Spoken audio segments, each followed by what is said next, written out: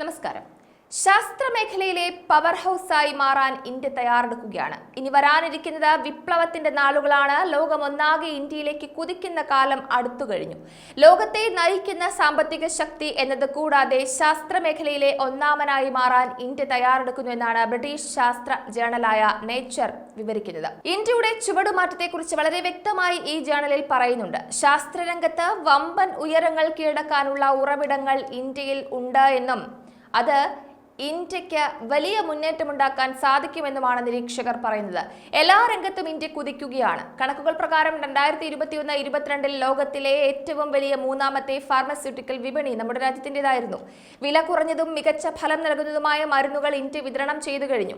കളിപ്പാട്ട നിർമ്മാണ മേഖലയിൽ, ഇലക്ട്രോണിക് മേഖലയിൽ, സേവന രംഗത്ത്, മൊബൈൽ വിപണിയിൽ എല്ലായിടത്തും ഇന്ത്യ മുൻപന്തിയിൽ തന്നെയുണ്ട്. ലോകത്തിന് മികച്ച സംഭാവന ചെയ്യാൻ ഇന്ത്യക്ക് സാധിച്ചുവെന്നും റിപ്പോർട്ടുകൾ ചൂണ്ടിക്കാട്ടുന്നുണ്ട്.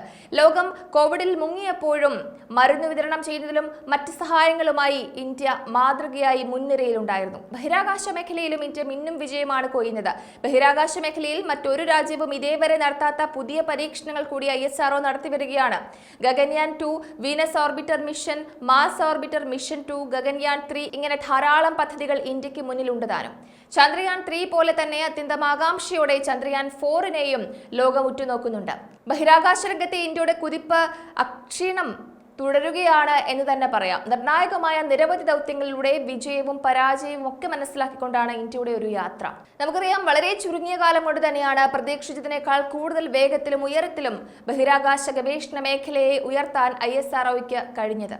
വൻ നേട്ടങ്ങൾക്ക് ഇതൊരു വർഷമായിരുന്നു 2023. ചന്ദ്രന്റെ ദക്ഷിണ ധ്രുവത്തിൽ ഇറങ്ങുന്ന 4ാമത്തെ രാജ്യമായി ഇന്ത്യ മാറി. ബഹിരാകാശ രംഗത്തെ ഇന്ത്യയുടെ സ്ഥാനം തന്നെ മാറ്റിമറിച്ച ഒരു ദൗത്യമായിരുന്നു ചന്ദ്രയാൻ 3. ഇതെല്ലാം ഈ ജേണലിൽ വളരെ കൃത്യമായി പറയുന്നുണ്ട്. 2014-നും 2021-നും ഇടയിൽ രാജ്യത്തെ സർവകലാശാലകൾ 760-ൽ നിന്ന് 1113 ഉയർന്നിട്ടുണ്ട്. 7 IIT-കൾ കൂടി സ്ഥാപിച്ചു. രാജ്യത്താകെ ഇപ്പോൾ 23 IIT-കളാണ് നിലവിലുള്ളത്. 2 പുതിയ എയിംസുകളും രാജ്യത്തിന് ലഭിച്ചു.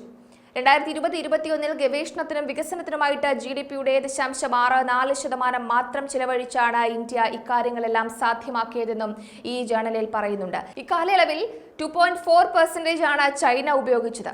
ഇന്ത്യയുടെ വിദ്യാഭ്യാസ മേഖല പുതിയ പടവുകൾ താണ്ടുകയാണ് എന്നതിന്റെ തെളിവാണ് ഇതെല്ലാം. രാജ്യത്തിന്റെ വിദ്യാഭ്യാസ മേഖലയിൽ ഒന്നും രണ്ടുമല്ല 13,375 കോടി രൂപയുടെ പദ്ധതികളാണ് കേന്ദ്രം മുന്നോട്ട് വച്ചിട്ടുള്ളത്.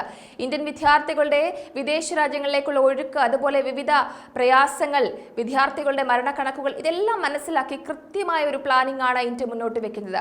അത്തരത്തിൽ തന്നെയാണ് ഇന്ത്യയുടെ പുതിയ ചുവടും. എന്ത് വില കൊടുത്തും വിദ്യാഭ്യാസ മേഖലയെ കൂടുതൽ കരുത്താർജിപ്പിക്കുക, ശക്തിപ്പെടുത്തുക, കുറ്റമറ്റതാക്കുക, ഈ ഒരു ലക്ഷ്യമാണ്.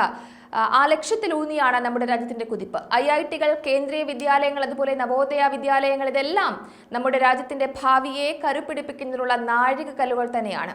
അപ്പോൾ എല്ലാ മേഖലയിലും ഇന്ത്യ കുതിക്കുകയാണ്. 13,375 കോടിയുടെ വിവിധ പദ്ധതികൾക്ക് പ്രധാനമന്ത്രി തറക്കല്ലിട്ടതോടുകൂടി ഇന്ത്യ കൂടുതൽ ശോഭിക്കുമെന്നത് തർക്കമില്ലാത്തൊരു കാര്യവുമാണ്.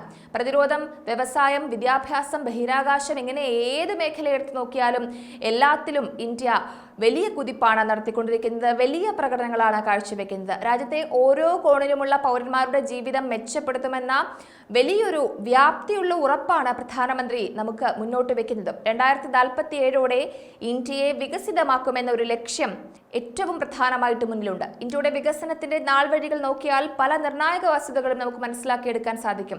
അപ്പോൾ 2047-ഓടെ എല്ലാ രംഗത്തും ഉയർന്ന മികവും തികഞ്ഞ പുരോഗതിയും ഇന്ത്യ ലക്ഷ്യം വെക്കുന്നുണ്ട്. അതിനെ ലോകം നിരീക്ഷിക്കുന്നുമുണ്ട്. അതിന്റെ തെളിവാണ് ഈ പറഞ്ഞ നേച്ചർ ജേണലിൽ പ്രകടമാകുന്ന ഓരോ വിവരങ്ങളും. ഇന്ത്യയുടെ കുതിപ്പും ഇന്ത്യയുടെ സംഭാവനകൾ എത്രത്തോളമാണ് എന്നും ഇന്ത്യയുടെ കഴിവ് എത്രത്തോളമാണ് എന്നും അനായാസം പ്രവചിക്കാൻ സാധിക്കും. ന്യൂസ് ഡെസ്ക്, ഈനാട് മലയാളം.